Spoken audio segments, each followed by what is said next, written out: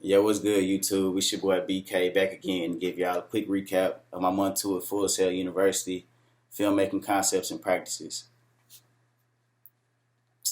First off, I want to say I was really rocking with the class. This was the opportunity for us to get our hands on all the equipment and learn each of the roles in filmmaking.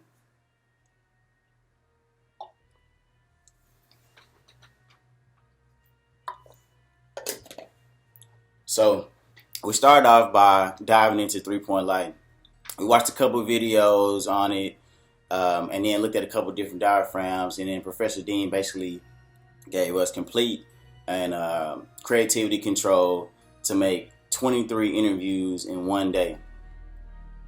And we could style them any way we wanted to, use different color gels, diffusions, different locations, anything that you wanted to be, different camera angles. It'll be your creative project, and he wanted to see how we tell stories. So that was a great experience.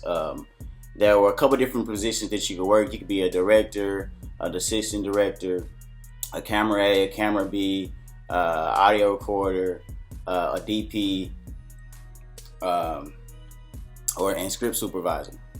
So every take you basically alternated one of those positions so you could get your feet wet in all the different aspects of filmmaking. Then we brought them in and we basically edited the projects and we critiqued them.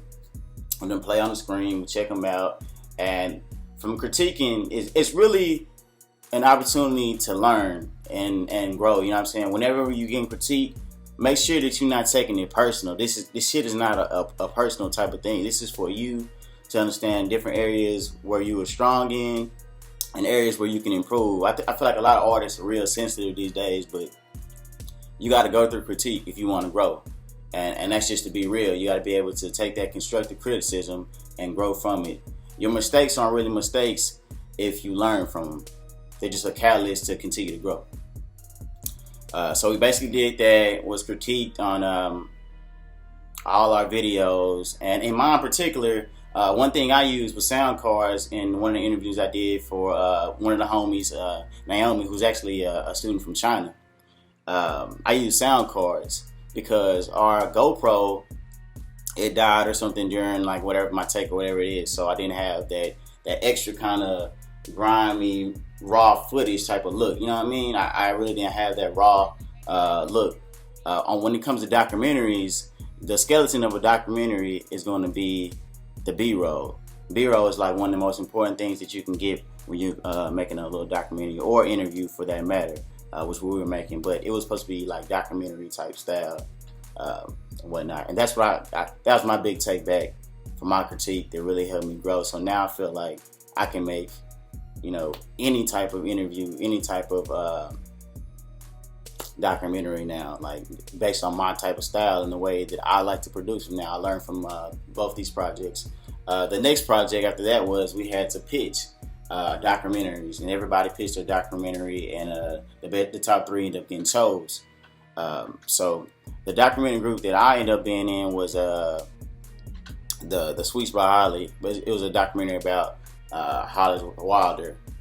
She won Cupcake Wars maybe 3 times in a row. She's actually from Florida. She has a store down here in Orlando. It's really popular. But she's basically a famous pastry chef that's cooked from anybody, like everybody around the world. Friends, That 70s Show, basically all the sitcoms, Michael Jackson, and the list really goes on and on, but I'm not going to touch on that. The only reason that I didn't put the actual documentary on my YouTube, because we're actually planning on getting it into a couple film festivals around Florida. So that's what we're working on right now. But as soon as those are out and I have access to them, then I'm definitely going to upload that to share that with you guys so y'all can check them out. But our documentary was basically called The Sweets Life, and it was a great documentary. I learned a lot from it. I performed as the DP on the project, and I learned a lot about lighting. I actually ran into a little bit of trouble, a funny story too, on one of the projects. So we're trying to interview Hollis Wilder in her living room.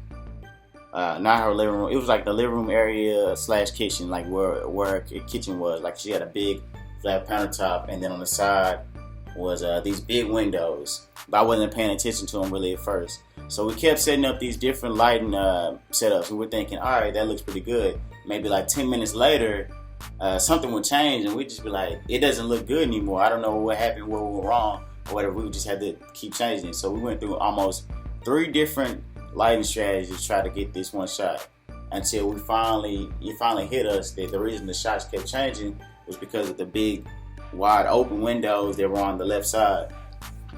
So that's one of the key things you got to worry about as a DP. Make sure that before you light anything, that you look for your accesses of outside light, that real natural daylight coming in, because you need to either cut those off or play onto those and try to wrap up the shot a little bit quicker if you're actually going to use that, because the sun is constantly moving out there. Overall, I think it was a great class. I really enjoyed myself, and I finally got the opportunity to kind of work as a team with some of my classmates, and that was a really good experience to kind of see who was talented in what area and whatnot, who works well together, who doesn't work well together. All of this stuff is going to be really important when it comes down to doing the thesis later on in the program.